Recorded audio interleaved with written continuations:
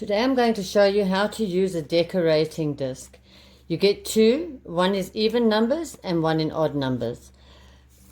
Let me show you. If we're going to want to divide our piece of clay or our plate or whatever we have into 6 equal parts.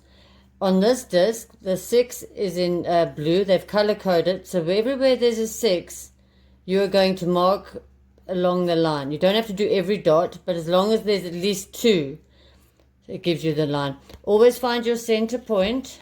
There's a hole over here with your pin tool. So let's put it in the middle there. Right, and then wherever there's a 6, I'm going to mark at least 2. There's a 6, there's a 6, 6. Okay, so now I've marked them in 6. You can see the little dots where I've actually marked it. And now you have equal 6 marks. So I'm just doing it very roughly here. So here is your piece in 6 equal parts. Now if you want to do a cup or something like that with dividing it lengthways, I don't have clay like that at the moment, so I'm just going to use a glaze bottle to show you.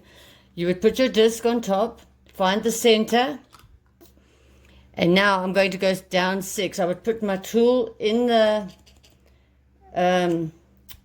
hole of each one. In this case, I'm going to use a Sharpie because I don't have any clay. So I would go all the way down, and then I know that there's my marks for my 6.